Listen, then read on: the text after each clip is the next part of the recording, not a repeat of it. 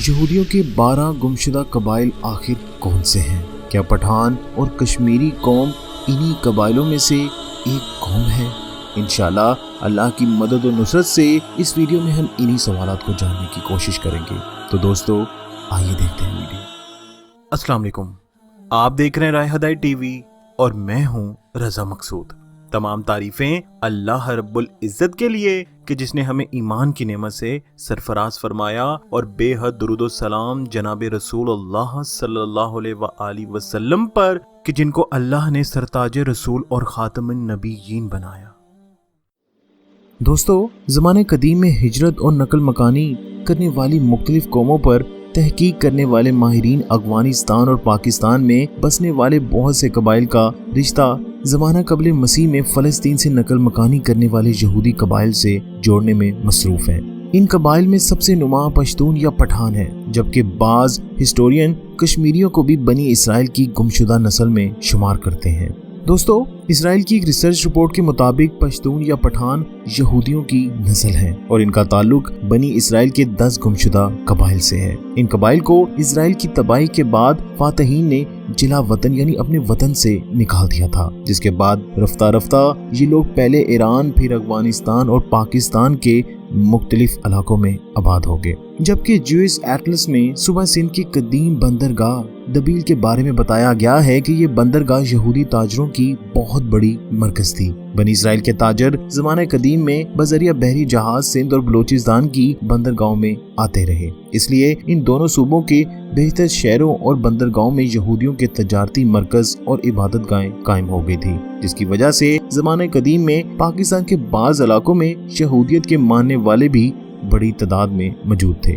دوستو، اب جاننے کی کوشش کرتے ہیں کہ اسرائیل کے یہ کون سے 12 قبائل تھے۔ دوستو، اسرائیل میں 12 قبائل آباد تھے جنہیں اسرائیل کے اجتماعی نام سے پکارا جاتا تھا۔ کہا جاتا ہے کہ صرف 2 قبائل یعنی آج کے یہودی تورات پر عمل کرتے ہیں، جبکہ باقی 10 قبائل تورات کو تسلیم نہیں کرتے تھے لیکن بنی اسرائیل کا حصہ تھے۔ آج کا شمالی اسرائیل حضرت عیسیٰ علیہ السلام کی پیدائش سے تقریباً 800 سال پہلے نینوے کی اشوریہ قوم نے فتح کر لیا تھا، جبکہ جورا کے نام سے جانے جاتے ہوئے جورا نے ساؤدرن ریجن پر صدیوں بعد بیبلون سے آنے والے حملہ آور نے قبضہ کیا۔ جب بیبلون کے بادشاہ بخت نصر نے یروشلم یعنی موجودہ فلسطین پر قبضہ کر کے اسرائیلی بادشاہیت کی اینٹ سے اینٹ بجا دی، تو بنی اسرائیل کے بہت سے قبیلے بھاگ کر ایران یعنی اس وقت کے فارس کے قریب غور کے پہاڑوں میں جا بسے اور پھر یہاں سے دیگر خطوں تک پھیل گئے۔ ہزاروں سال سے دنیا میں زمانہ قدیم کے گمشدہ یہودی قبائل کے بارے میں گردش کرنے والی داستانوں کے مطابق ایتھوپیا میں آباد فلاشا یہودی اور افغانستان، مشرقی ایران اور پاکستان کے پشتون قبائل کو ان یہودیوں کی نسل سمجھا جاتا ہے۔ پشتون افغانستان میں سب سے بڑا نسلی گروپ اور پاکستان میں دوسرا بڑا نسلی گروہ ہے۔ خود بعض اغوانیوں کا بھی یہ دعویٰ ہے کہ ان کے باؤ اجداد کا تعلق زمانہ قدیم کے یہودیوں سے تھا، جبکہ افغانستان کے آخری بادشاہ ظاہر شاہ مرحوم یہ اقرار کرتے رہے کہ ان کا تعلق بنی اسرائیل کے بنجامین قبیلے سے ہے۔ اس طرح پاکستان اور افغانستان کی آدھی آبادی یہودی قبیلے کے بچھڑے بہن بھائیوں پر مشتمل ہے۔ دوستو، عرب مسلمان حضرت اسماعیل علیہ السلام اور یہودی حضرت یعقوب علیہ السلام کی اولاد ہیں، جبکہ دونوں کے دادا حضرت ابراہیم علیہ السلام ایک ہی ہیں۔ حضرت ابراہیم علیہ السلام کا آبائی وطن عراق تھا، جہاں سے وہ ہجرت کر کے فلسطین میں آباد ہو گئے۔ سفر ہجرت کے دوران آپ علیہ السلام نے حضرت سارہ اور حضرت ہاجرہ علیہ السلام سے شادیاں کی۔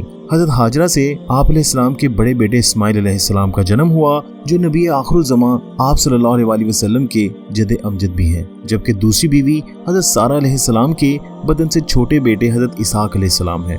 حضرت ابراہیم علیہ السلام نے اللہ کے حکم سے اپنے بڑے بیٹے اسماعیل اور ان کی والدہ حضرت ہاجرہ علیہ السلام کو مکے میں لا کر آباد کر دیا، جبکہ خود حضرت سارہ اور چھوٹے بیٹے حضرت اسحاق علیہ السلام کے ساتھ فلسطین میں ہی مقیم رہے۔ حضرت اسحاق علیہ السلام کے بیٹے کا نام حضرت یعقوب علیہ السلام تھا۔ اپنے دادا اور چاچا کی طرح آپ بھی اللہ تعالیٰ کے نبی ہوئے۔ حضرت یعقوب علیہ السلام کا عبرانی لقب اسرائیل تھا، لہٰذا ان کی اولاد بنی اسرائیل کہلائی۔ آپ علیہ السلام کے 12 بیٹے تھے، اس لیے ابتدا سے ہی بنی اسرائیل 12 قبیلوں میں بٹے ہوئے تھے۔ بنی اسرائیل کو عرب میں اس کی گزشتہ تاریخ اور علم و مذہب سے وابستگی کی وجہ سے ایک خاص مقام حاصل رہا۔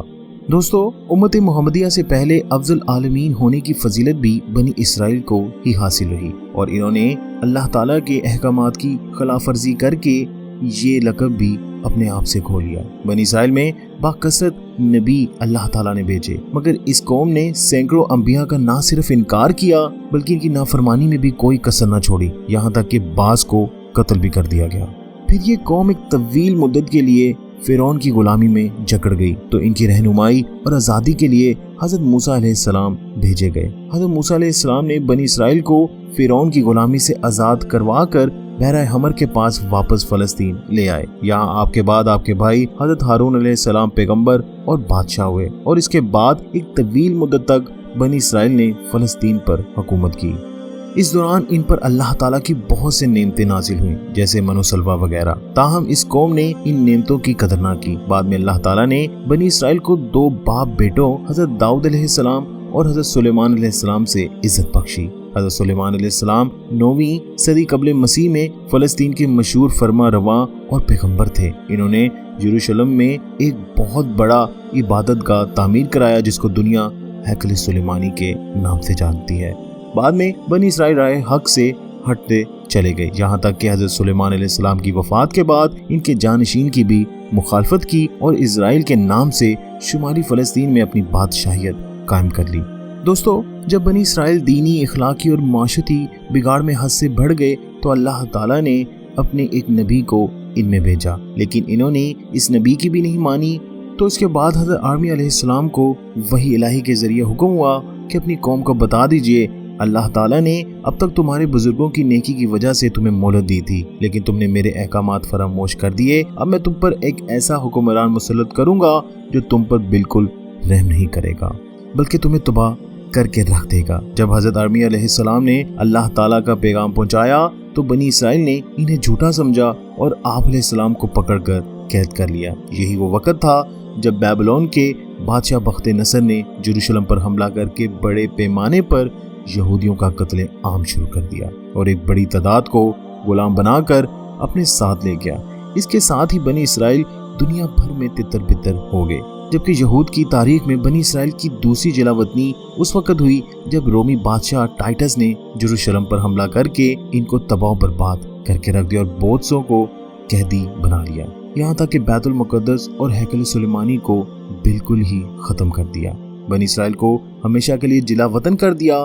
دوسری بار بنی اسرائیل کی جلا وطنی کی وجوہات یہ بیان کی جاتی ہیں کہ اس قوم نے حضرت زکریا علیہ السلام کو قتل کر دیا تھا اور حضرت عیسیٰ علیہ السلام کو بھی قتل کرنے کے پیچھے تھے، لیکن اللہ تعالیٰ نے انہیں زندہ آسمان پر اٹھا کر بچا لیا۔ اس فساد کے نتیجے میں پھر رومی بادشاہ ٹائٹس کو ان پر مسلط کر دیا گیا۔ موجودہ فلسطین اور اسرائیل سے زمانہ قدیم میں فرار ہونے والوں میں وہ قبائل بھی شامل ہیں جن کی تلاش میں آج بھی یہودی لگے ہوئے ہیں۔ کہا جاتا ہے کہ یہ قبائل فارس یعنی ایران کے قریب غور میں آن بسے اور پھر آبادی میں اضافے کی وجہ سے ان علاقوں تک بھی پھیل گئے جو اس وقت افغانستان، پاکستان اور ہندوستان کہلاتے ہیں۔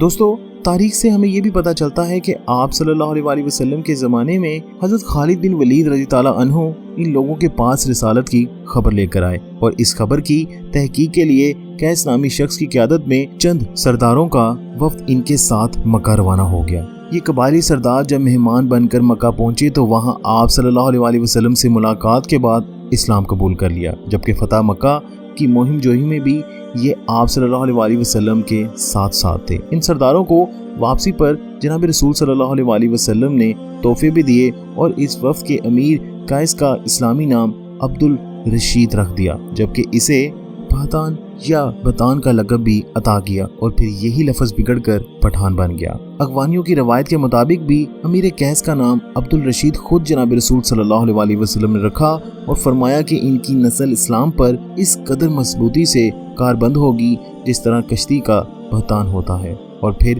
یہی لقب بعد میں پٹھان بن گیا۔ جبکہ لفظ پختون کی وجہ یہ بیان کی جاتی ہے کہ بخت نصر کے ظلم سے بھاگ کر فارس ایران میں پناہ لینے والے قبائل میں سے ایک قبیلے کا نام بنی پخت تھا، جس سے تعلق رکھنے والوں کو رفتہ رفتہ پختون کہا جانے لگا۔ دوستو بعض ہسٹورین کے مطابق پٹھان آرین یا یونانی نسل میں سے ہیں اور بعض کے نزدیک ये कैस अब्दुल रशीद की औलाद हैं, जबकि तीसरे नजरिए के मुताबिक इनका ताल्लुक बनी इसराइल के गुमशुदा कबाइल से है। खुद कैस बिन अब्दुल रशीद की औलाद समझने वालों का नजरिया ये है कि मक्का में क़याम के दौरान हज़रत खालिद बिन वलीद रज़ियल्लाहु अन्हु ने अपनी साहबजादी इनके निकाह में दे दी थी, जिन्हें वो हमरा लेकर अपने वतन वापस आए और फिर इन्होंने यहाँ अपनी बाकी जिंदगी इस्लाम को फैलाने में लगा दी। इस तरह कैस अब्दुल रशीद की औलाद पठान कहलाती है, जबकि यह भी कहा जाता है कि खुद कैस अब्दुल रशीद का ताल्लुक भी बनी इसराइल के बादशाह हज़रत तालूत की 33वीं पुश्त से है। इस तरह आखिरी दोनों नजरियात की रोशनी में इनका ताल्लुक बनी इसराइल से ही बनता है। और ये बड़ी अजीब बात है कि इनमें यूसुफ ज़ई यानी यूसुफ के बेटे, दाऊद खेल दाऊद के बेटे, मूसा खेल मूसा के बेटे और सुलेमान खेल सुलेमान के बेटे समझे जाते हैं।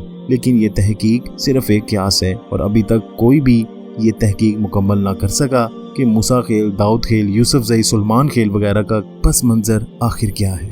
खैर दोस्तों, इंशाल्लाह मैं पठानों पे एक सीरीज़ बनाऊंगा जिसमें हम पठानों की तारीख को तफसील से जानने की कोशिश करेंगे।